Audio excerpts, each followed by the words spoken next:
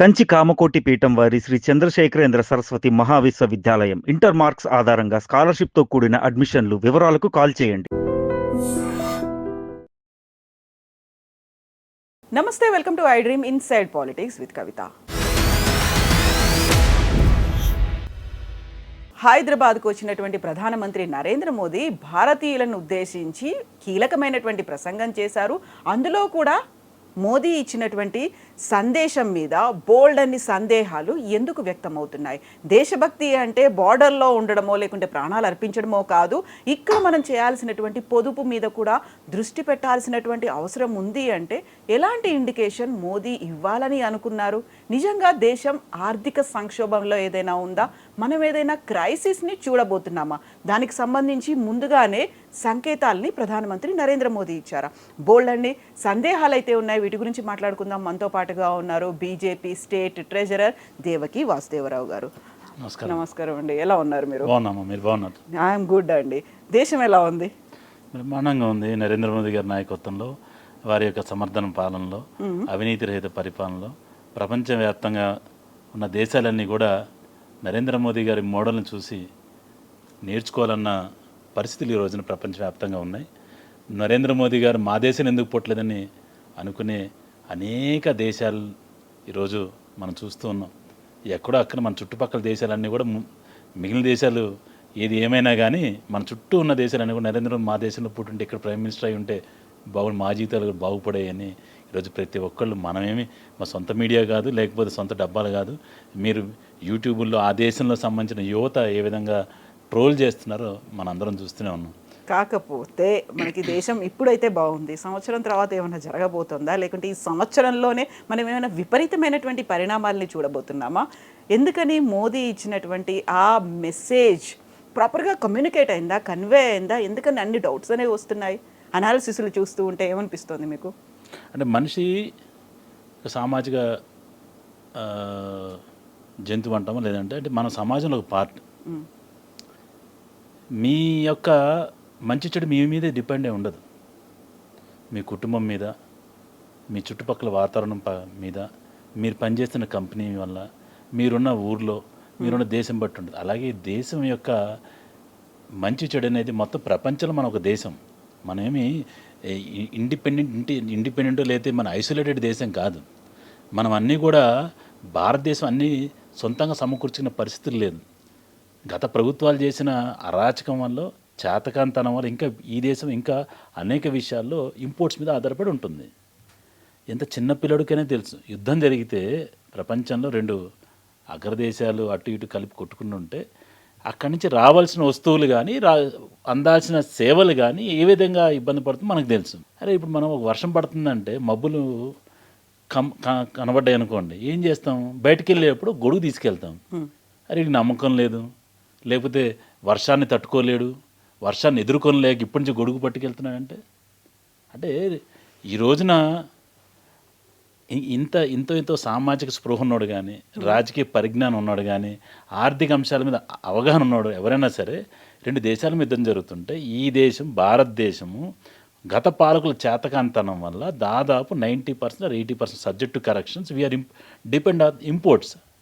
మరి ఆయిల్ రేట్లు $100 పెరిగిన తర్వాత ఆయిల్ రేట్లు పెరుగుతాయి. ఎంతవరకు కంపెనీలు బేర్ చేయగలుగుతాయి? గతంలో సంపాదించిన లాభాలు ఉన్నంత వరకు దాన్ని ప్రొటెక్ట్ చేయగలుగుతాయి. కానీ ఆ లాభాలు తినటం అయిపోయింది అనుకోండి, రిజర్వ్స్ అయిపోయినాయి అనుకోండి, మరి ప్రజల మీద భారం మోయాల్సి వస్తుంది. అదేవిధంగా గ్యాస్ ఉందనుకోండి, మీరు మనం వాడే LPG gas 60 to 70% subject to correction we are imports. మరి అక్కడి నుంచి రాకపోతే ఇక్కడ కొరత వస్తుంది కదా. ఆ మాత్రం ఇంగిత జ్ఞానం, కామన్ సెన్స్ అది. ప్రతిదానికి రాజకీయాలు కానీ, అసలు నిజంగా ఈ సమయంలో నరేంద్ర మోదీ గారు కాకుండా మరి ఏ వ్యక్తి అయినా సరే ఈ దేశానికి ప్రధానమంత్రిగా ఉండి, భారతీయ జనతా పార్టీ ఎవరున్నా సరే, ఈరోజు పాకిస్తాన్లో ఏ విధంగా ఉందో, లేదా బంగ్లాదేశ్లో ఏ విధంగా ఉందో, లేకపోతే పెద్ద పెద్ద దేశాలు, అంటే ఒకప్పుడు మనం గొప్పగా చూసి యూరోపియన్ దేశాలు ఈరోజు పరిస్థితులు ఏంటో ఈరోజు మనం ఎవరేం చెప్పక్కర్లే. మీరు వెళ్ళి ఒకసారి గూగుల్లో కొట్టి యూట్యూబ్లో చూస్తే మీరు యూరోప్లో ఎలా పరిస్థితుంది, బ్రిటిష్లో ఎలా పరిస్థితుంది, పాకిస్తాన్ ఎలా ఉంది, మరి బంగ్లాదేశ్ ఎలా ఉంది, అన్ని విషయాలు మీకు తెలుస్తాయి. ఈరోజు అన్ని దేశాలకి ఒక నిజంగా ఒక గొప్ప మార్గదర్శకం అనేది భారతదేశం. ఈ రోజు వరకు ఇంత డిస్టర్బెన్స్ లేదు మనకి. ఈ కుహనాలు అంటే ఈ కొన్ని కావాలని చేసే రాజకీయ కుట్రలతో 2 రోజులు గ్యాస్ గురించి 2 రోజులు పెట్రోల్ ఉండదని చెప్పి చేశారు. కానీ ఈరోజు మీరు చూస్తున్నారు కదా, మీరు కూడా పెట్రోల్ పోయించుకొని వచ్చి ఉంటారు ఇవాళ. నేను కూడా ఇప్పుడే బండి మీ ఆపోజిట్లోనే ట్యాంక్ ఫుల్ చేయించుకొని వచ్చాం, ఎక్కడ కొరత లేకుండా.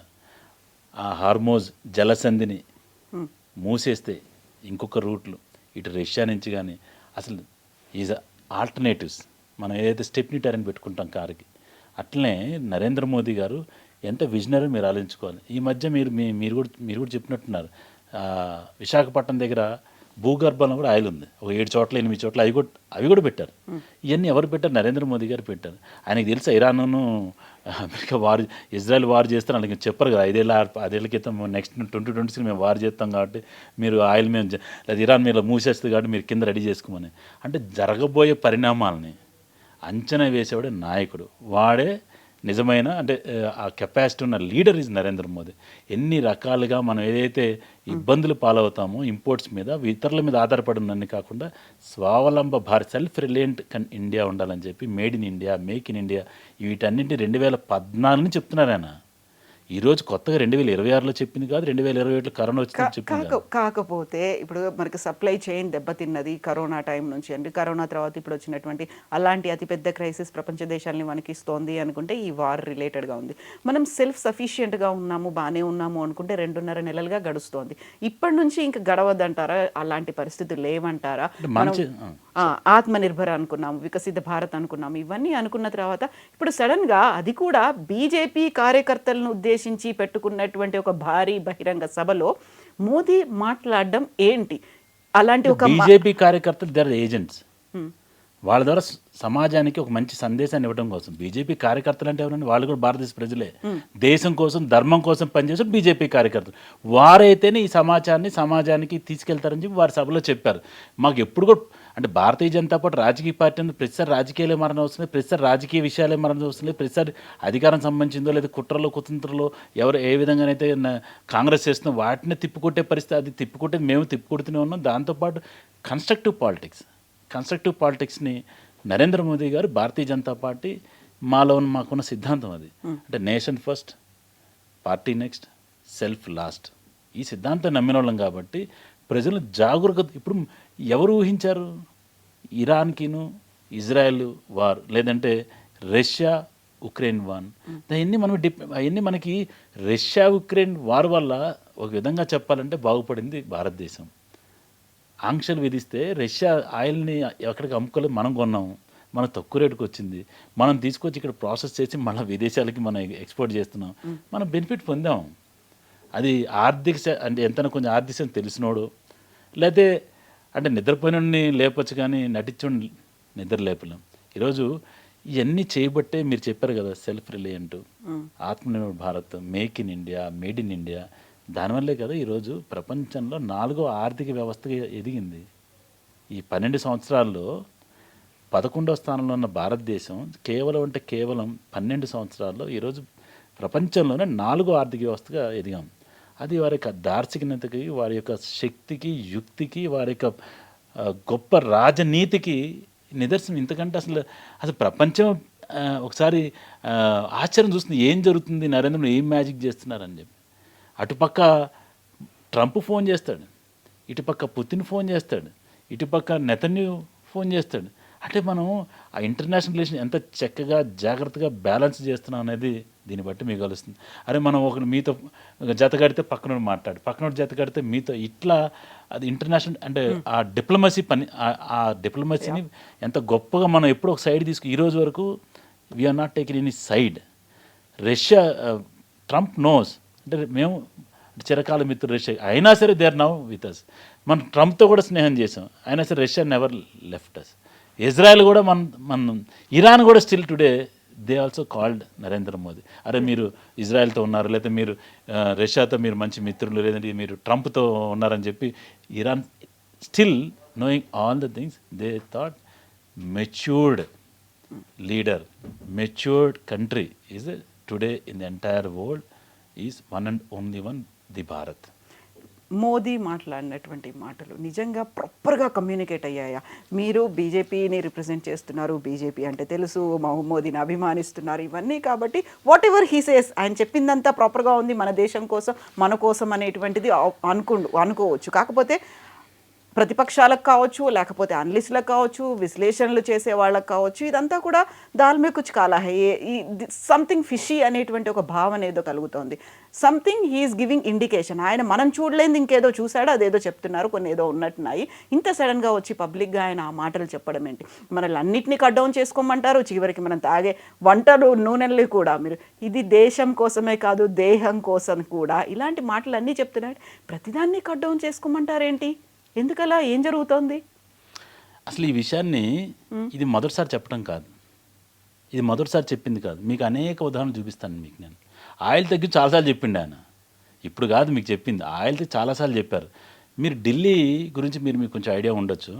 ఇది ఇప్పుడు కాదు, ఈ కార్పూల్ కావచ్చు, అవును, లేకపోతే ఒకరోజు ఆడ్ నెంబర్ ఉన్న ఈవెన్ నెంబర్లు దేనికోసం పెట్టింది, అక్కడ డబ్బులు లేక పెట్టారంటారు. Pollution control. మరి ఇప్పుడు ఏంటమ్మా, ఇప్పుడు మీరు హైదరాబాద్లో పొల్యూషన్ పరిస్థితి ఏంటి, నగరాల్లో ఉన్న పొల్యూషన్ ఏంటి, మీరు ఇష్టానుసారంగా మీరు ఇప్పుడు BS6 ఇప్పుడు టుడే వాహనాలన్నీ కూడా BS6 కేటగిరీ, అంటే ఎంత రెడ్యూస్డ్ అంటే కార్బన్ రిలీజ్ ఎమిషన్స్ తగ్గించడం కోసం ప్రతి వచ్చిన కాడి నుంచి మనం స్ట్రింజెంట్, అసలు ప్రపంచంలోనే మనం ఏదైతే ఈ వరల్డ్ ఎన్విరాన్మెంట్ మీద ఏదైతే ఉందో ఆ ఎన్నిటి కూడా భారతదేశ ప్రపంచంలో వాటి యొక్క స్టాండర్డ్స్ని మీట్ చేసేది ఆ యొక్క అంటే గోల్స్ని ఈరోజు వరకు ఓన్లీ భారతదేశం ఫస్ట్. అంటే గ్రీన్ హౌస్ ఎఫెక్ట్ కావచ్చు, లేకపోతే ఓజోన్ పొర, మనం ఏదైతే మన నా చిన్నప్పుడు నేను చదువుతున్నాను, ఓజోన్ రోజులు డిప్రెషన్. మరి ఇప్పుడు ఏం చెప్పారమ్మా ఆయన, మిమ్మల్ని ఏం చెప్పారు, ఇంట్లో నుంచి బయట రావద్దన్నారా? మెట్రో వాడుకోమా, అది కూడా వస్తుంది, అది కూడా మీరు ఏమన్నారు, మెట్రో వాడుకోమన్నారు. మెట్రోకి ఎన్ని లక్షల కోట్ల ప్రజల సొమ్ము కాదు అది. దాన్ని if you don't use 100% use చేస్తుంది, ఎవరికి నష్టం అది? వర్క్ ఫ్రమ్ హోమ్ చేయమని చెప్పారు, దేనికి చేయమన్నారు? ఇప్పుడు ఎండాకాలం కూడా వస్తుంది, మీరే చెప్తున్నారు వర్క్ ఫ్రమ్ హోమ్. మనం కొన్ని పరిస్థితులు మనం నేర్పించింది, ఇంతకుముందు వర్క్ ఫ్రమ్ హోమ్ మన దగ్గర లేదు. ఈ కోవిడ్ వచ్చిన తర్వాత అది automatic has become a necessity. దాని తర్వాత కొన్ని అంటే అన్నీ అప్పుడేమో అది కంపల్షన్, అది అంటే యూ కెనాట్ మూవ్ అంటే మీరు బయటికి వెళ్ళే పరిస్థితి లేదు. కానీ ఈరోజు ఏదైతే కంపల్సరీ బయటికి వెళ్ళి చేయాలి, బయటికి చేయండి. ఏదైతే బయటికి వెళ్ళి చేయాల్సిన అవసరం లేదనుకోండి. ఇప్పుడు మీరు అసలు మీ స్టూడియోకి ఎంతమంది వస్తున్నారమ్మా? మీరు జూమే కదా రోజు 10 అంటే జనరల్గా ఇంటరాక్షన్స్ కూడా ఉంటాయి. అంటే ఇదివరకు అయితే మొత్తం ఇంటరాక్షనే కదా, కరోనా టైంలో అయితే కాదు, అంతకుముందు అయితే మొత్తం ఇంటరాక్షనే కదా. అది జూమ్ అనేది మీకు ఎప్పుడు తెలిసింది మన అందరికీ? 20 ఆన్లైన్ క్లాసులు పెట్టుకోవచ్చు. మరి అవన్నీ మన దానివల్ల ఇప్పుడు ఈరోజు భారతదేశంలో భగవద్గీత నేర్చుకోవాలి ఎంతమంది తెలుసా ఆన్లైన్లో? ఈవెన్ నా భార్య కూడా నేర్పిస్తుంది. అంటే మనం అసలు ఎప్పుడు ఊహించామండి భగవద్గీత అసలు అది నేర్చుకోవటమే తక్కువ అయిపోయింది, అంటే మన జనరేషన్ నుంచి లేదు. ఇప్పుడు ఈ జనరేషన్లో భగవద్గీత ఆన్లైన్లో పిల్లలు ఎంతమంది నేర్చుకుంటున్నారు, అంతమంది నేర్చుకుంటున్నారు ఈ రోజున. కనీసం మీరు పెట్టండి, మీరు వాట్సాప్లో పెట్టండి ఆన్లైన్ భగవద్ క్లాసులు, అంటే మీకు అసలు తిరుగు అంత డిమాండ్ ఉంది. దానివల్ల మంచి జరుగుతుంది కదా.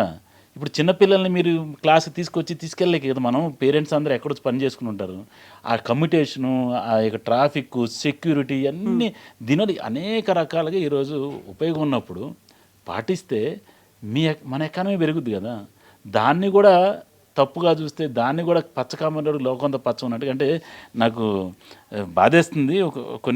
ఒక పత్రికలో ఈరోజు పొద్దున చూసింది కానీ అసలు కలవరం చెందిందనమాట. ఏం రాసిందంటే ఆయన, వికసిత్ భారత్ అంటూ దేశాభివృద్ధి నిన్న మొన్నటి దాకా వదరగడు ప్రధానమంత్రి మోదీ ఇప్పుడు ఉన్న పాలంగా చేతులు ఎత్తేసారు.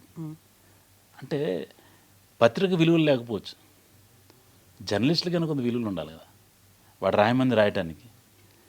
ఏం చేతులు ఎత్తేసారు చెప్పండి? ఈ దేశాన్ని ఏం చేతులు ఎత్తేసారు? అంటే రాతలకి కనీసం అంటే రేపు అంటే కనీసం నవ్వుతారు, అంటే ఇంక వేరే మాట్లాడకూడదు. ఇదా ఏం చేతులు ఎత్తేసి చెప్పండి? అన్నిటినీ కట్ డౌన్ చేసుకోమన్నారు. అంటే ఇప్పుడు నేను చేయాల్సింది లేదు, ఇంకేదన్నా ఉంటే మీరు హెల్ప్ చేయండి, తగ్గించుకోండి. మీరేం చెప్తారమ్మా? మీ ఇంట్లో ఏం చెప్తారు? ఇప్పుడు సంవత్సరం పాటు బంగారాలు కొనకండి, సంవత్సరం పాటు విదేశాలకు వెళ్ళకండి, సంవత్సరం పాటు ఇవన్నీ తగ్గించండి, ఇవన్నీ ఉన్నాయి అనుకుంటే, మీరు చెప్పారు 4th లార్జెస్ట్ ఎకనామిక్ ఉన్నటువంటి కంట్రీ, 4వ అతిపెద్ద ఆర్థిక దేశం, ఇలాంటివన్నీ చెప్పుకున్నప్పుడు అవన్నీ లెక్కల్లో కనిపిస్తున్నాయి. బట్ ఫ్యాక్ట్ ఈజ్ మన గ్రౌండ్ రియాలిటీ అనేది చేయాలా, లేదా ట్రంబ్లింగ్ లాగా ఉందా, లేకపోతే ఇది పడిపోతోందా, ఏమవుతోంది, ఆర్థికంగా సంక్షోభం నిజంగా రాబోతోందా, ఇన్ని రెస్ట్రిక్షన్స్ ఎందుకని ఆయన చెప్తున్నారు అనే దాంట్లో మీరు 1 by 1 మాట్లాడుకుందాం. మరి మీరు 2-3 చెప్పారు కదా, బంగారం కొనొద్దని చెప్పారు. అవును. మీ ఇంట్లో ఉన్న బంగారానికి నా ఇంట్లో ఏమైనా ఉత్పాదకత ఉందా, ఎన్ని ప్రొడక్టివిటీ ఉందా అంటున్నా. మీరు ఒక్కసారి గుండెల మీద చేసుకొని చెప్పండి, మహిళలందరూ కూడా. మనం కొనొద్దంటే అది save a penny for rainy day అన్నాడు. చిన్నప్పుడు మనం పాత రోజులు ఏంటంటే వేరే ఎటువంటి మార్గాలు లేవు పెట్టుబడులకి. అర్ధరాత్రో అపరాత్రో మీకు ఏదైనా ఇబ్బందులు వచ్చి డబ్బు కావాలి అంటే దానికోసం మొదలుపెట్టింది మన పెద్దోళ్ళు చెప్పాళ్ళు, అరే అని డబ్బులు ఉంటే అంత బంగారం కొని పక్కన పెట్టరా అని. కానీ ఈరోజు మనం అట్లా బంగారం కూడా కొని పెట్టట్లే, మన నగలు చేపిస్తున్నాం. దానివల్ల మీరు మళ్ళీ అమ్మాలంటే సగం పోతుంది దాంట్లో. దానికి చెప్పింది ఈరోజు ఏమైపోయిందంటే, మీరు ఉన్న డబ్బులని దానికి పెడితే మీరు ఈ సంవత్సరం కొని పెట్టారు బంగారం, నగలు కొని పెట్టారు, నెక్స్ట్ ఇద్దాక దానికి దేశానికి ఎటువంటి ఆర్థిక గమనానికి కానీ ఆర్థిక వ్యవస్థ ఎటువంటి ఉపయోగం ఉండదు దానివల్ల. ఇప్పుడు అదేనా మీ ఇంట్లో తయారైతే నా ఇంట్లో కాదు, మనం బయట నుంచి తెచ్చుకుంటున్నాం అంటే దానికి ఏం కావాలి, మళ్ళీ మీరున్న ఫారిన్ కరెన్సీతో కొనాలా. ఫారిన్ కరెన్సీ కొంటే నీ రూపీ వీక్ అవుతుంది. అరే అసలు దాని మీ డిపెండెన్సీ ఇప్పుడు మీ ఇంట్లో మీ పెరుగుతున్నాయి అనుకోండి, కూరగాయలు ఉన్నాయి, మీరు మీ ఇంట్లో పెంచుకొని మీకు కావాల్సిన కొనుక్కుంటారు, ఎంత కావాలో చేస్తారు, మీకు ఒక ఆర్థికంగా కూడా మీకు సేవింగ్స్ ఉంటాయి. బయటికి వెళ్ళి కొనాలి, రేట్లు పెరుగుతాయి కదా, మీ డబ్బులన్నీ పోతాయి కదా. అండ్ మొదటి నుంచి మోదీ గారు సెల్ఫ్ రిలయంట్ నీ అంటే నువ్వు డిపెండెన్స్ తగ్గించుకో, నీ కాళ్ళ మీద నిలబడ్డం అంటే అన్ని విధాలుగా ఆర్థికంగా కావచ్చు, సామాజిక అన్నింటిలో మీరు సెల్ఫ్ రిలయంట్గా ఉండాలి ఈ దేశం అని చెప్తున్నారు ఆయన. మరి గోల్డ్ మన ఇంట్లో మన దగ్గర తయారైతే కొనుక్కోండి, ఎంతైనా కొనుక్కోండి, నో ప్రాబ్లం. ఆ మాట కూడా అన్నారు కదా, లోకల్ ఫర్ వోకల్ అనే దాంట్లో ఉండండి, మనది. అదే చెప్తున్నాం. మరి గోల్డ్ కొన్ని అసలు ఇప్పుడు ఇదేమన్నా సార్ మెడిసిన్స్ సార్, మీరు ఈ మెడిసిన్స్ కొనుద్దని చెప్తే అట్లా రేపు ఆరోగ్యాలు పాడైతే లేదు ఏదైనా ఉంటే మేము అవి చెప్పట్లే ఆయన. ఇంకోటి అసలు ఇంకా దుర్మార్గంగా ఒక పదం రాశారు, అది నేను ఒకసారి మీకు చదివి వినిపిస్తాను. ఎందుకంటే అంటే ఆయన ఏం చెప్పారంటే, మీ తెలియకుండానే మీ వంటగదిలోకి మీ ఇంట్లోకి అనేక విదేశీ వస్తువులు వచ్చేసినవి. ఆ విదేశీ వస్తువులు కొనటం వల్ల మన ఆర్థిక మీద కూడా భారం పడుతుంది, డాలర్ మీద మన డిపెండెన్సీ పెరుగుతుంది. మనం కాదమ్మా, ఒక చిన్న విషయం చెప్తాను. నీకు డబ్బులు ఉన్నాయి, బాగున్నాయి అనుకోమ్మా, ప్రతిరోజు హోటల్ తింటారు వెళ్ళి, అలా తినబట్టే కదా పాడైంది. ఇప్పుడు డబ్బులు ఎక్కువయ్యి ఇప్పుడు ఏం చెప్తున్నా, ఇంట్లో వండుకొని తినాలని అంటున్నారు. అరే రోజుకి వారానికి ఒకసారి ఇంట్లో వండని చెప్తున్నారు. ఇప్పుడు అంతా సాఫ్ట్వేర్లు గిట్వేర్లు అయ్యి అందరూ డబ్బులు ఎక్కువైన తర్వాత అరే కనీసం ఒకసారి అన్న ఇంట్లో వండుకోండి, వారం 2 సార్లు వండుకోండి, ఆ టైప్ పరిస్థితి వచ్చేస్తే ఏది కరెక్ట్ చెప్పండి. మీరు ఇంట్లో వండుకొని తింటామా, లేక బయట డబ్బులు ఉన్నాయి కదండి పిజ్జాలు బర్గర్లు స్విగ్గీలు ఆర్డర్ తెచ్చుకుని తింటాం, కరెక్ట్ చెప్పండి. ఆయన కూడా చెప్పింది అదే. ఇంట్లో వంట చేసేటప్పుడు కూడా అవకాశం ఉందరూ మీరు చూడండి, మీరు బయట దేశ వస్తువులు ఎన్ని వచ్చేసినాయి, మీకు తెలియకుండానే వచ్చేసినాయి, మీకు సంబంధంగానే వచ్చేసినాయి, వాటి మీద దృష్టి పెట్టండి. దేశీయ వస్తువులను వాడితే ఇక్కడ పరిశ్రమలు, ఆ దేశీయ వస్తువుల మీద ఆధారపడిన భారతదేశ ప్రజలు, నీ అన్నలు తమ్ముళ్ళు, వాళ్ళకు కూడా ఒక మంచి ఆదాయం వస్తే వాళ్ళకు చేతి పని వస్తుంది. తద్వారా ఏమవుతుందంటే ఈ దేశ ఎకానమీ పెరుగుతుంది. రేపు ఏదైతే మనం ఎక్స్పెక్ట్ చేస్తున్నామో 3వ స్థానానికి ఎదగాలి, దానికోసం అని చెప్తే ఈ తప్పుడు కూతలు, తప్పుడు రాతలు అయితే చదివి చెప్తామా మీకు నేను. ఒకవేళ మోదీ చెప్పినట్టే విదేశీ వస్తువుల వినియోగాన్ని బంద్ చేస్తే, ఒకవేళ మోదీ చెప్పినట్లు విదేశీ వస్తువుల వినియోగాన్ని బంద్ చేస్తే ఇక ఇంట్లో సరుకులు వాడడం పూర్తిగా బంద్ చేయటమే ఏకైక మార్గం అని రాజకీయ విశ్లేషకులు అంటున్నారు అని ఒక తప్పుడు పత్రిక రాసింది. అంటే విదేశీ వస్తువులు అంటే ఎంత అంటే మన దగ్గర ఏం లేవంటున్నాడు. ఇప్పుడు ఏం చెప్తున్నాడంటే ఇండియన్ వస్తువులు లేవని చెప్తున్నాడు. అంటే మీరు అని విదేశీ వస్తువులు కొనటం ఆపేస్తే మీ ఇంట్లో సరుకులు కూడా ఏం బంద్ పెట్టుకోవడమే, ఒక్కటి కూడా ఈ దేశంలో పండేది లేదు, ఈ దేశం తయారలేదు చెప్తున్నాడు. అంటే ఇదేం రాజకీయ విషయాలు, ఇదేం పత్రికలు, మీరు ఒకసారి చెప్పండి. గుండెల మీద అంటే చర్చకి రమ్మని చెప్పండి, రాసిన వాడిని ఏ రాజకీయ చెప్పిండు. మోదీ ఆ మాట నిన్న అన్నారు. ఇప్పుడు విదేశీ వస్తువులు వద్దు, మన స్వదేశీ అనగానే మీరు కేవలం దీపావళి టపాసుల మీదే ఉంటున్నారు, బియాండ్ ఉంది, అవన్నీ ఆలోచించాలి. మరి ఒకప్పుడు దీపావళి వస్తువులు బాంబులు ఎవరి ప్రభుత్వంలో వచ్చినాయమ్మా? ఎగ్జాక్ట్. అయితే ఇప్పుడు ఇన్ని మనకు కూడా తెలియదు అసలు నిజంగా. మన కాల్చినవి అన్నీ కూడా చైనా నుంచి తెచ్చుకుని కాల్చుకున్న దుస్థితి. మన పిల్లలు ఏది వాడుకున్నా కూడా చైనా వస్తువులేనే. అసలు మీకు నరేంద్ర మోదీ వచ్చిన తర్వాత కొన్ని షాపుల పేర్లు మార్చారు, మీకు తెలుసు. చైనా బజార్ పై భారత్ బజార్ అని మార్చారు. అరే ఆ రోజు అది గర్వంగా మారింది కూడా కోవిడ్ టైంలో. చైనా నుంచి కరోనా వైరస్ వచ్చింది కాబట్టి అంటే కనీసం మీకు స్పృహ వచ్చింది కదా. అంటే చైనా వస్తువులే దాని మీద డిపెండ్ అయ్యి కనీసం బాంబులు కూడా లేదు, చిన్నపిల్లల ఆట వస్తువులు కూడా ప్లాస్టిక్ వస్తువులు తెచ్చుకుంటున్నామని చెప్పి సామాజిక స్పృహ అయితే వచ్చింది కదా. ఈరోజు కనీసం చైనా పేరు చెప్పడానికి అది ఇన్ఫీరియర్ అనేది తీసుకొచ్చాం కదా. ఈరోజు మనం చాలామంది సబ్బులు కావచ్చు ఈ ఊర్లలో మన ఈ మహిళా ప్రాంగణాలు పెట్టి నరేంద్ర మోదీ గారు దానికి ఊతమిస్తే లేడీస్ తయారు చేసింది, ఈ గృహిణులు తయారు చేసింది తీసుకొచ్చి అక్కడ పెట్టి కొంటున్నారు. అది 10 రూపాయలు ఎక్కువైనా కూడా, ఎందుకంటే మా అక్క మా చెల్లికి వెళ్తే స్వయం సమృద్ధి అవుతోంది అని. మరి అసలు దాన్ని పాజిటివ్. ఇప్పుడు జనరల్గా మా చిన్నప్పుడు మా అమ్మ బయటికి వెళ్ళేప్పుడు వెళ్తున్నా అని చెప్పేటోడిని. వెళ్తున్నా కదా ఇల్లు వస్తానని చెప్పాలనేది. అంటే నాకు నమ్మకం లేదనా, వీడు గాలోడని రాడనా, అసలు ఏమన్నా అర్థం ఉందా? ఈయన ఏం చెప్తున్నాడు, మోదీ గారు ఏం చెప్తున్నారు? అక్కడే ప్రాబ్లం ఎక్కడొస్తుందంటే సడన్గా మోదీ ఏదో ఒక ఫైన్ నైట్ ప్రత్యక్షం అవుతారు టీవీలో, మేరే ప్యారే దేశవాసియో అంటారు, లేకుంటే మేరే సాథియో మిత్రో అనేది అంటారు. డిమానిటైజేషన్ అయింది, టక్కున ఆల్ ఆఫ్ సడన్ ఒక అనౌన్స్మెంట్ వచ్చేసింది. కరోనా అయింది, జనతా కర్ఫ్యూ అని ఒక రోజు అన్నారు, ఆ తర్వాత దాన్ని ఎక్స్టెండ్ చేసుకుంటూ పోయారు. ఆయన అలా వచ్చి కూర్చొని ఏదైనా ఒక మెసేజ్ చెప్పాడు అంటే దీనికి సంబంధించి ఆఫ్టర్ ట్రెమార్స్ అనేవి ఉంటాయి చూడండి, అది విపరీతమైనటువంటి ఇంపాక్ట్ చూపిస్తుంది. ఇప్పుడు నిన్న ఈయన అనౌన్స్ చేసింది కూడా దానికి సంబంధించి ఇంకేదో ఉన్నట్టుంది, ఇంకేదో చేయబోతున్నాం, మన ఎత్తిన బాంబు వేస్తున్నాడు, అలాంటి కాన్సిక్వెన్సెస్ అన్నీ ఊహించుకుంటున్నారు కదా. బట్ కాదు, ఇది ఇలాగే ఉంది దీని గురించి అనేది. వారైతే స్పష్టంగా ఉన్నారమ్మా, వారు స్పష్టంగానే చెప్పారు. ఇది ఇందులో కూడా ఇది తప్పు అని ఒకళ్ళు చెప్పండి. ఇప్పుడు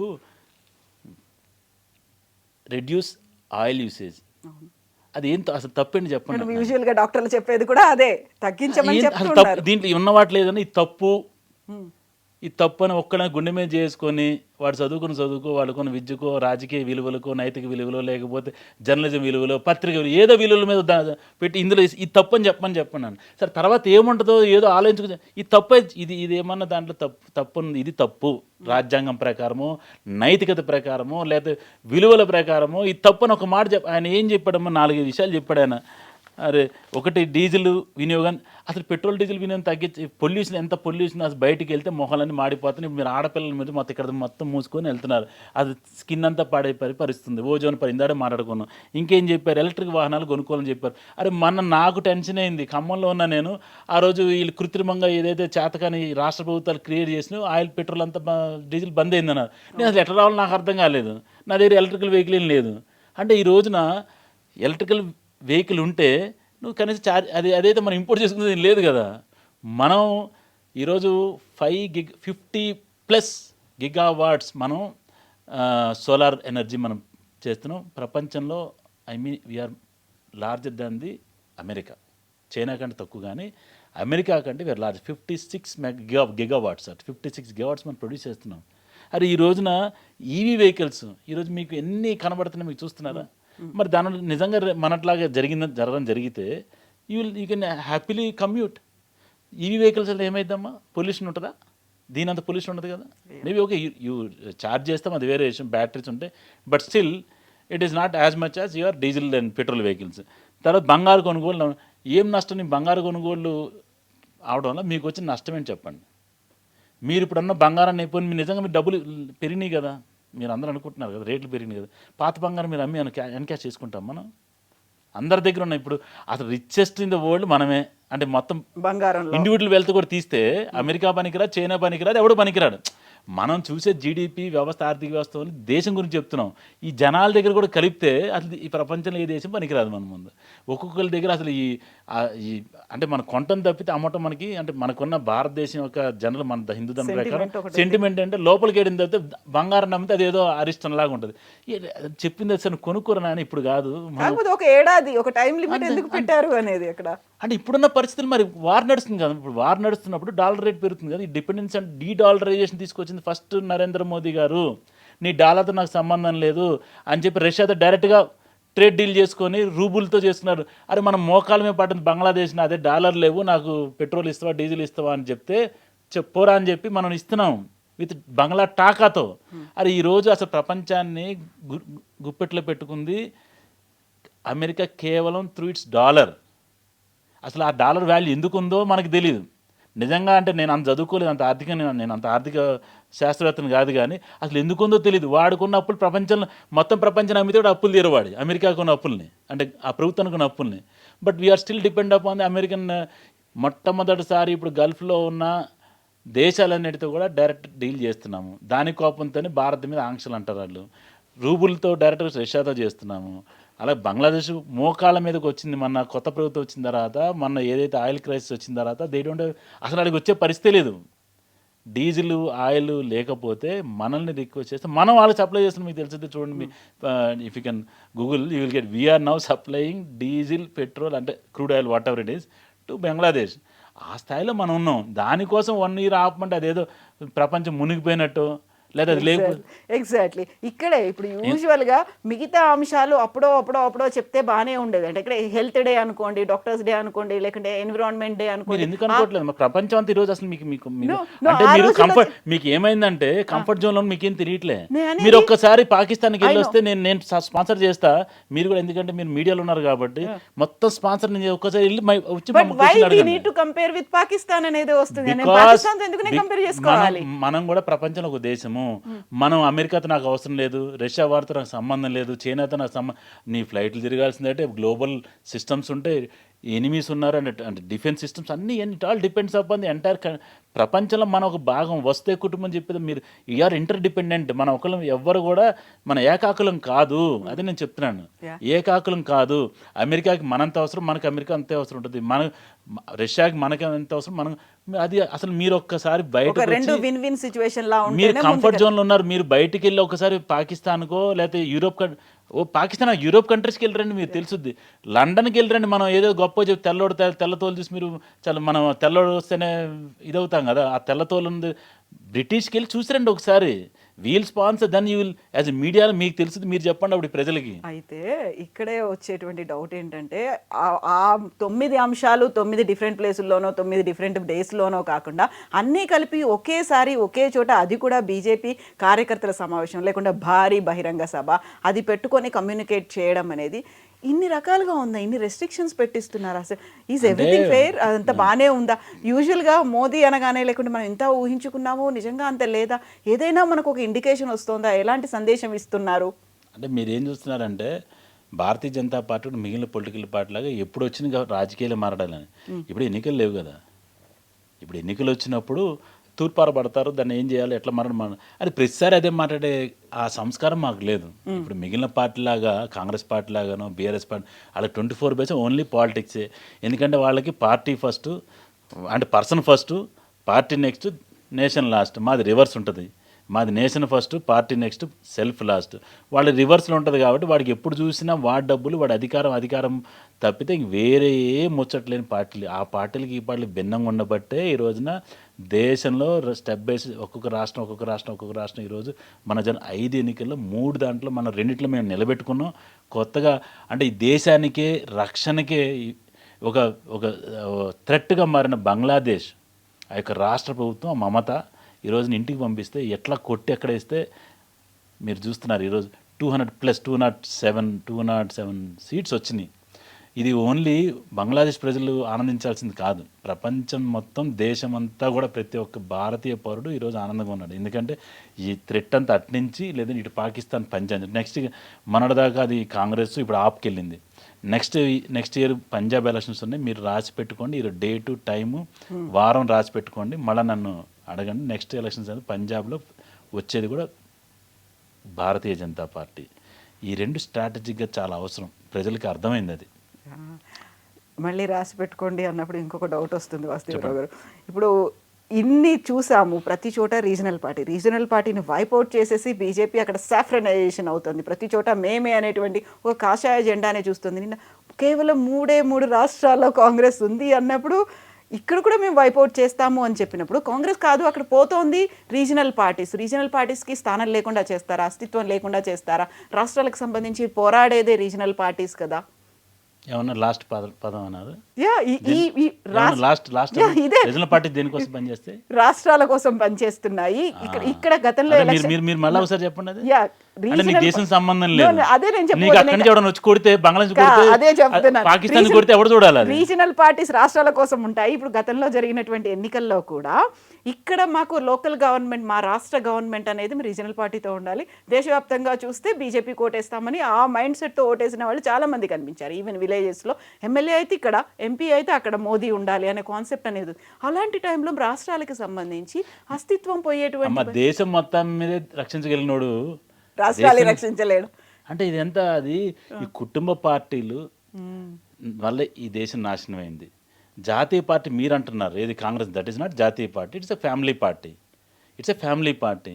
అది కూడా గాంధీ గారి పేరుని దుర్మార్గంగా దాన్ని దొంగిలించుకొని ఆ పేర్లు పెట్టుకొని ఇప్పుడు కూడా పెళ్ళి అయిన తర్వాత మనవాళ్ళకి పుట్టిన ఇల్లు కుటుంబాలు అంటే ఆడపిల్లలు మారినా కూడా వాళ్ళు ఇంకా స్టిల్ గాంధీ గాంధీ గాంధీ పెట్టుకుంటున్నారంటే కేవలం గాంధీ గారి పేరుని వాడుకొని బతుకుతున్న అంటే చెట్టు పేర్చి కాయలు అమ్ముకుని బ్యాచ్ అది.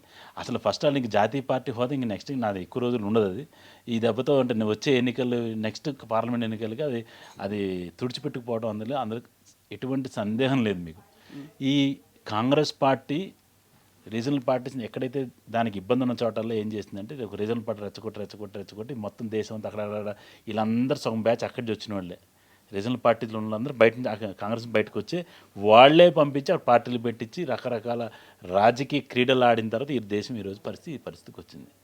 నిన్న కూడా చూడండి తగుదనమ్మా అనుకుంటూ కనీసం అంటే నిన్నటి దాకా డిఎంకే నువ్వు చేసిన అన్ని ఘోరాలు నేరాలు నువ్వు చేసి ప్రతి దాన్ని కొమ్ము కాస్తే జస్ట్ ఇట్లా చిటికిన దెబ్బతో నువ్వు వెళ్ళిపోయి ఆడి పంచం చేరి మళ్ళీ మిగిలిన వాళ్ళందరూ కూడా తీసుకెళ్ళి ఆడ పెడితేవా అంటే అసలు నీకు స్టాండ్ లేనట్టే కదా.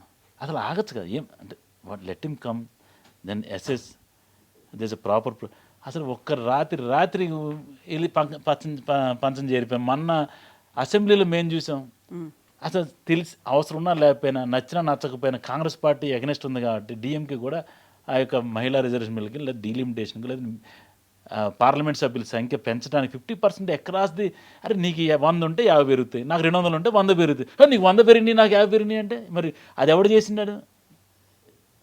యూపీకి 80 సీట్లు ఉన్నాయి, మనకి 40 అంటే ఎవరు నేను చేశాను? బీజేపీ చేసిందా? ఎవరు చేశారా సీట్లు? కాంగ్రెసే కదా. ఎప్పుడు చేసింది అది? 1971లో 77లో ఇప్పుడు చేసింది అది. నేను చేసింది కదా. మరి అప్పుడు నువ్వు నీ పార్టీకి చేసింది మేమేం చెప్తున్నాము? అరే ఇప్పుడు మళ్ళీ జనాభా లెక్కల ప్రకారం చేస్తే మనకే అన్యాయం జరుగుతుంది, మీ సౌత్కి అన్యాయం జరుగుతుందని చెప్పి అదే దామాషా అదే రేషియోలో ఉంచుదాము, 50% పెంచుదామంటే అంటే తలన్నోడు తలలేనోడు, తోకనోడు తోకలేనోడు, మెదడు ఉన్నాడు మెడకాయ మీద తలకే ఉన్నాడు, తలకాయ మెడకాయ లేనోడు అందరూ కూడా ఇష్టానుసారం మాట్లాడి వాళ్ళకు కేవలం కాంగ్రెస్ దాన్ని వ్యతిరేకిస్తుందని చెప్పి డిఎంకే కూడా వ్యతిరేకించి ఆ రోజు ఓటేస్తే ఈరోజు డిఎంకే ఆ పక్కన కూర్చోనని చెప్తుంది. అంటే చేసి అంటే ఇండి కూటమిలోనేమో సిపిఐ ఉంటుంది, కేరళకు వచ్చేసరికిలేమో వాళ్ళతో పోరాటం చేస్తారు. ఇండి కూటమిలో టీఎంసీ ఉంటుంది, బంగ్లాదేశ్కి వెళ్తే పోటీ చేస్తారు, వాళ్ళతో వ్యతిరేకంగా పోటీ చేస్తారు. అంటే అసలు ఒక నీతి ఒక రీతి లేని పార్టీ ఏదైనా ఉందంటే కాంగ్రెస్ పార్టీ, దానితో ఒక పార్టీలు. ఇప్పుడు తెలంగాణలో ఆప్కి బార్ బీజేపీ సర్కారేనా వస్తుందా? ఇక అందులో ఏం డౌట్ లేదు. ఇప్పటికి లేట్ అయిపోయింది. లేట్ అయిందా? ఇప్పటికి లేట్ అయిపోయింది. అందులో ఏ మాత్రం మీరు ఎటువంటి డౌట్ పెట్టుకోమాకండి. ఏదైతే నరేంద్ర మోదీ గారు చెప్పారో అవన్నీ కూడా ఒక ఇంటి పెద్ద, ఒక తల్లిదండ్రులు మనకు రోజు చెప్తారు. మీరు కూడా మీ అమ్మాయికి మీ అబ్బాయి చెప్తారు, వీలుంటే మెట్రోకి వెళ్ళని చెప్తారు, ర్యాపిడోలు ఎక్కడాలు లేకపోతే క్యాబులు పెట్టుకోవద్దు, నడువు కొంచెం నడిస్తే కొంచెం ఫిజికల్ ఎక్సర్సైజ్ అయ్యిద్ది, మేము చిన్నప్పుడు నడుచుకుని స్కూల్కి వెళ్ళాము అని చెప్తుంటారు కదా. మీరు కూడా మీ అమ్మాయిని లేదు ఇన్ని రోజు నువ్వు కారు పెట్టుకున్న డబ్బులు సంపాదించిన కానీ కారు వేసుకుని తిని మనం చెప్పం.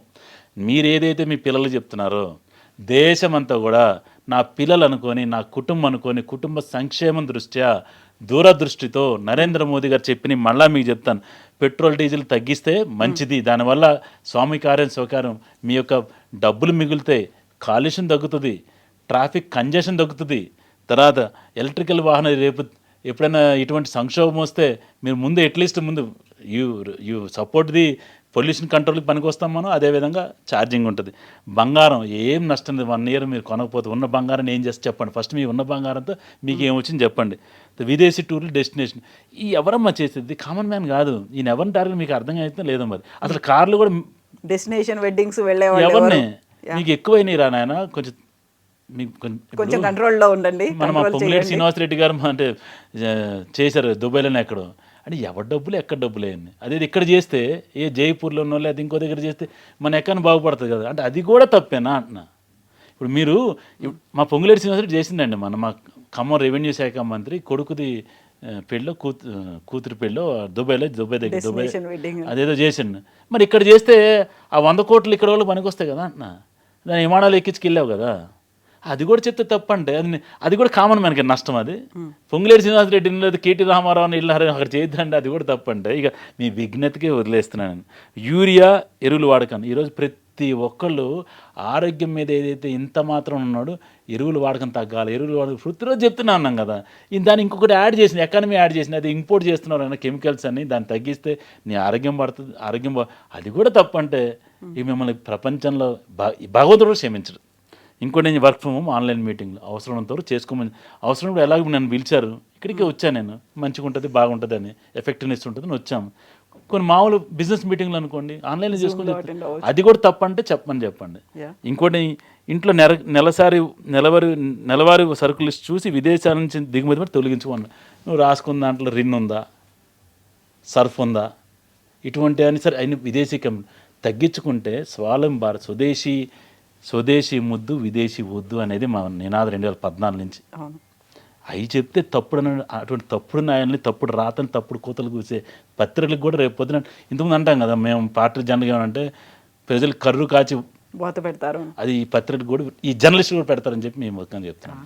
ఇక్కడ నిన్న మాట్లాడిన దాంట్లో బహిరంగ సభ కంటే ముందు జాతికి అంకితం చేసినటువంటి ప్రాజెక్టులు, శంకుస్థాపనలు, వీటన్నిటిలో కూడా సీఎం రేవంత్ రెడ్డిని ఉద్దేశించి పీఎం మోదీ ఒక మాట అంట, ఆప్ ఏక్ కామ్ కీజియే రేవంత్, ఆప్ ముజ్సే జోడ్ లీజియే అనేటువంటి మాట. కలవమని చెప్తున్నారు, కలిస్తే లాభం ఏంటి, కలవడం అంటే ఏంటి అసలు? ఇంకా మీరు అడగలేదని ఇప్పుడే అనుకుంటున్నారా? అయిపోతుంది, ఇంటర్వ్యూ అయిపోయిందామా ఇక అన్ని అని డౌట్ వచ్చింది నాకు. లేదే అయితే అంటే మీరు అంటే నాకు హిందీ అంత బాగా రాదమ్మా. అంటే ఏదో హైదరాబాద్ వచ్చి ఊరి నుంచి మేము వచ్చి హైదరాబాద్లో ఈ హిందీ నేర్చుకుని తప్పితే పూర్తిగా శుద్ధ హిందీ రాదు. అయితే నాకు అర్థమైంది చెప్తాను నేను. ఆయన 2 విషయాలు చెప్పిండు ఆయన.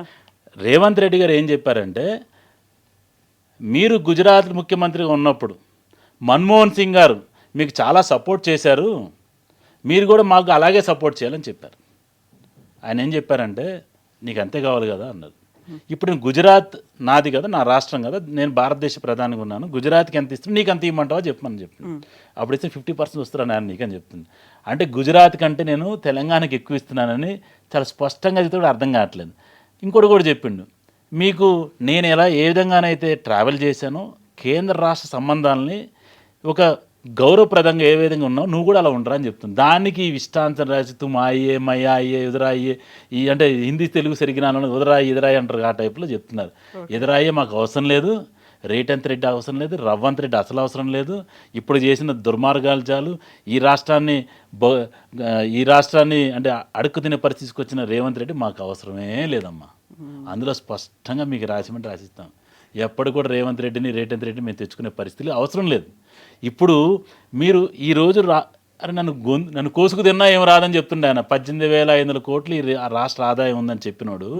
మరి ఈ మాత్రం లెక్కలు తెలియదా నీకు? చెప్పినప్పుడు 1,00,000 కోట్ల పైచీలకు నీకు 50,000 కోట్ల రూపాయలు పథకాల కోసం పెట్టిండమ్మ మన లేటెస్ట్ బడ్జెట్లో 55,000 crores. మీకు బడ్జెట్ లోటు అని తెలుసు అంతే, అంటే ఏమీ లేవన్నమాట. మీరు నేను 2 లక్షలు మొత్తం బడ్జెట్ ఇచ్చి 2 లక్షల్లో 50,000 కోట్లు లోటు బడ్జెట్. ఇటుపక్క మీరు దేని ఖర్చు పెడతారో చెప్తారు కదా. సరే ఈ బడ్జెట్లోనేమో 2 లక్షల బడ్జెట్ అనుకుందాం, జస్ట్ మన డిస్కషన్, దాంట్లో 50,000 కోట్లు పథకాలకని చెప్పిండు. ఇటుపక్క రెవెన్యూ వస్తుంది కదా, రెవెన్యూ ఉంది 1,50,000 కోట్లు, 50,000 కోట్లు లోటు ఉంది. నువ్వు ఏం చేస్తావు చెప్పండి.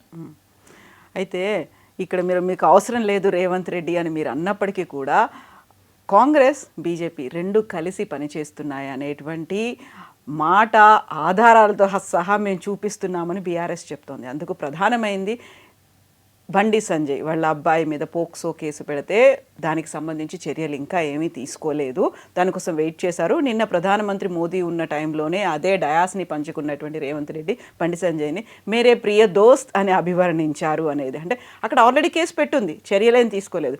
ఇప్పుడు మోదీ సభ అయిపోయింది, మోదీ వెళ్ళిపోయిన తర్వాత ఈ రోజు మాత్రమే చర్యలు తీసుకోమని చెప్పారు. అంటే మీ ఇద్దరి మధ్యలో ఒక లింక్ అనేది ఉంది, కనెక్షన్స్ ఉన్నాయి, చాలా మ్యూచువల్గా ముందుకెళ్తున్నారు. కాబట్టి you are not taking any step or anything అనేది ఒక బీఆర్ఎస్ చెప్తోంది. అంటే వాళ్ళ విజ్ఞతకి వదిలేస్తాం, సభా మరేంద్రనట్టు ఉంటుందమ్మా. ఇదే రేవంత్ రెడ్డి ఎన్ని మాటలు మాట్లాడినా పొలిటికల్ వేదికగా మాట్లాడినప్పుడు మాటలు వేరే ఉంటాయి. ఒక ప్రభుత్వ అధికార దాంట్లో ఎలా అది సభా మర్యాద, అది దానికి తగ్గట్టు నేను ప్రేమ మిత్ర అనకపోతే నా ప్రియ శత్రు అంటారా? శత్రువులు ప్రియంగా ఎందుకుంటారు? మరి ఏం చెప్తారమ్మా అది? అరే ఇప్పుడు మేము కూడా చెప్తాం, ఇప్పుడు రేపు పొద్దున నేను గబుక్కున్న రేవంత్ రెడ్డి నేను రేపు ఏదైనా పంచుకోవాల్సి వచ్చింది అనుకోమ్మా, గౌరవనీయులు పెద్దలు అంటాం. బయట తర్వాత పొలిటికల్ దగ్గర వచ్చినప్పుడు ఏం చెప్తాం, వాడి గౌరవనీయులు పెద్దలు రేవంత్ రెడ్డి గారిని మాట్లాడతాం, చేసిన తప్పుని ఎండగడతాం. అందుకే కదా అప్పుడు గతంలో బడే బాయ్ అని కూడా అన్నారు మోదీ. మరి అది మరి దాన్ని మరి ఇప్పుడు అట్లా అంటే నీకు ఆ మాత్రం ఇంగిత జ్ఞానం లేదు, కనీసంగా ఒక ప్రధానమంత్రి వస్తే ముఖ్యమంత్రి వస్తే రిసీవ్ చేసుకోవాలి ఇంగిత జ్ఞానం లేదు. నువ్వు ఫామ్ హౌస్ నువ్వు నిద్రలేసే టైం మేము ఆగం కదా.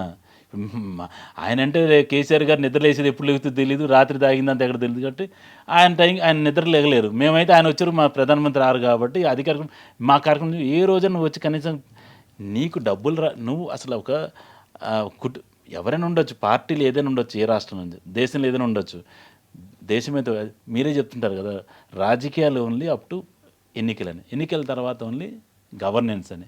మరి ఆ మాత్రం కూడా నువ్వు ఆలోచన లేకుండా ఏ రోజు కూడా ఈ భారతదేశ ప్రధాని ఈ రాష్ట్రానికి వచ్చినప్పుడు కనీస గౌరవం ఇవ్వని ఎవడైనా పిచ్చి ముఖ్యమంత్రి ఉన్నారంటే ఆయన కేసీఆర్. ఇప్పటికి కూడా ఇంకా ఫామ్ హౌస్ నడుపుతుండే ఆయన, ఇప్పటికి కూడా ఇంకా సిగ్గు రాలేదు, బయటికి రావాలి ఆయన. అదే ఇప్పుడు సిగ్గుందని రేపొద్దు ఇద్దరు పక్కన వచ్చి ఆ మాట అనలేం కదా, సిగ్గులేని కేసీఆర్ అని చెప్పి మనం అనలేను కదా. ఇప్పుడు అంటున్నాం కదా, మా ఇద్దరు పక్కన కూర్చోడు మీరు మన సిగ్గులేదన్నారు, ఇప్పుడు మీరు గౌరవనీయులు పెద్దలు కేసీఆర్ గారు అని అంటే మీరు ఏదో కలిసిపోయారని అంటే ఇక వాళ్ళ సంస్కారానికి వాళ్ళ విద్యకి మీద వదిలేస్తున్నాయి. సో నేను ఫస్ట్లో అడిగిన క్వశ్చన్ మళ్ళీ లాస్ట్లో కూడా అదే అడుగుతాను. దేశం ఆన్ రైట్ ట్రాకే ఉందా? ఏమన్నా కొంచెం డిరేల్ అవుతుందా, లేకపోతే చేతులు ఎత్తేసినటువంటి పరిస్థితి ఉందా, సంక్షోభం ఏమైనా ఉందా, మమ్మల్ని మేమైనా ప్రిపేర్ చేసుకోవాల్సినటువంటి అవసరం ఉందా, భారతీయులకు ఒక భరోసా అనేది ఉందా, లేకపోతే మోదీ మనం కామన్ పబ్లిక్గా మనం చూడలేనిది ఏదైనా ముందే గ్రహించి లేకుంటే ముందే సెన్స్ చేసి ఇంటెలిజెన్స్ ఇంకోతో దాన్ని బేస్ చేసుకొని మనల్ని అలర్ట్ చేస్తున్నారా? ఉన్న పరిస్థితులు బట్టి అలర్ట్ కూడా అనుకోవచ్చు, మీరు తప్పేం లేదు దాంట్లో. నేను ఫస్ట్ అది చెప్పా, మబ్బులు పడినప్పుడు మనం ముందు అవి వచ్చినప్పుడు చూద్దాం అంటే కుదరదు కదా. మబ్బులు మీకు ఉన్నప్పుడు ఏం చేస్తారు, మీ ఇంట్లో బయటకు వచ్చేటప్పుడు ఒక గొడుగు పట్టుకొస్తారు కదా, అది గొడుగు తెచ్చుకుంటే కూడా నీ చేత కాదా వర్షం వస్తే నువ్వు అప్పుడు అది చూడొచ్చుగా అంటే అసలు ఇప్పుడు ఇందులో ఏదైనా ఒకటి చెప్పండి అమ్మ, దీనివల్ల ఒక్కటి ఇది చేస్తే దీనివల్ల నష్టం జరిగిందని చెప్పండి. నేను చెప్పిన ఏ విషయం సరే కాకపోతే అన్ని ఒకేసారి అన్ని ఒక వ్యక్తికి సంబంధించిన ఇది మీ డే టు డే సంబంధించిన ఒక వ్యక్తి చుట్టూ ఉన్న విషయాలు అన్నీ ఒక వ్యక్తి చుట్టూ విషయాలే. ఇదొక ఈ సైన్సు, ఇది టెక్నాలజీ, ఇది రియల్ ఎస్టేటు, లేదా ఇది కాదు, ఇది మొత్తం ఒక వ్యక్తి సమగ్రంగా ఒక రోజు జరిగే చర్యల గురించి చెప్పారు అంతే. కాబట్టి అన్నీ మీకు కనబడుతుంది. అవి ఎక్కడ ఇందులో ఇది తప్పు ఉంది సార్ అని చెప్పండి, నేను ఎక్కడ రమ్మంటే అక్కడ నేను ఏం క్షమం అసలు ఇంతకంటే ఒక మీరు చెప్పేదేనమ్మా, మీ తల్లిదండ్రులు లేదా మీ నాన్నగారు మీ అమ్మగారు అని చెప్పి అందులో ఏదైనా ఒక డిబేట్ మీరు వెళ్ళి మీ పిల్లలు చెప్పరండి, నేను ఇందులో ఏం చెప్పనండి, ఇదని తప్పండి అని చెప్పండి. నేను ఇంకా ఇంకోటి నేను ఇప్పుడు మీకు అందరూ తెలిసిందే కదా, ఇరాన్కి ఇజ్రాయెల్ని వార్ నడుస్తుంది, ఇటు పక్క కొంత రష్యా చైనా అటు సపోర్ట్ చేస్తుంది, ఇటు అమెరికా సపోర్ట్ చేస్తుంది. ఏదైనా ఎఫెక్ట్ కానీ దేశం ఉందంటే భారతదేశం. ఏమో ఇంకొంచెం ఇంటెన్సిఫై అయింది అనుకోండి, ఇప్పుడు కూడా బంద్ అయింది అనుకోండి, అరే మీకు అలవాటు కావాలి కదా. ఇప్పుడు మీకు రోజు తింటున్నాం, ఒక్కొక్కరు ఇంత పొట్టలు వస్తున్నాయి, ఏకాదశి ఉపవాసం చెప్పి మా స్వామివారు చెప్తుంటారు. అది ఏంటంటే ఇప్పుడు చెప్పారంటే ఏదో వస్తుందా అంటే మనకి రోగాలన్నీ వస్తాయా అంటే ఇప్పుడు అరే వచ్చేదాకా ఎందుకు 15 రోజులకు ఒకసారి ఏకాదశి ఉపవాసం చేస్తే స్వామికాన చౌకారం వస్తారు నాయన, మొత్తం క్లీన్ అయితే. క్యాన్సర్ ఇప్పుడు ఎంత ప్రబలంగా ఉంది చూడండి, మీరు 60-70 దాటితే కోలన్ క్యాన్సర్లు, ఎందుకంటే చెత్తంతా తిని ఫ్రిడ్జ్లో పెట్టి దాన్ని మళ్ళీ వేడి చేసుకొని మళ్ళీ 2 రోజు తిని ఆ లోపలంతా క్లీన్ కాక కోలన్ అంతా అంటే లార్జ్ ఇంటెస్టైన్స్. మీరు ఒక్కసారి ఆ క్యాన్సర్ హాస్పిటల్కి వెళ్తే అవి చెప్తే కూడా తప్పంటే దీన్ని కూడా రాజకీయ అనలిస్టులు దీనికి తప్పుడు దాన్ని రాజకీయ విశ్లేషణలు అంటాం కూడా నాకు అంటే ఆ సరస్వతిదేవే సిగ్గుపడాలి, వీడికి ఎందుకు ఈ మాత్రం అంటే 4 అక్షరాలు ఇచ్చాము దీనికా వాడుతున్నాడు అని ఫీల్ అవుతుందమ్మా. అయితే అక్కడ ఇండైరెక్ట్గా ఇవన్నీ ఒక పక్కన ఉంటే మనకి పెట్రోల్ డీజిల్ ధరలు పెంచే ఉద్దేశం కేంద్ర ప్రభుత్వం దగ్గర ఉంది.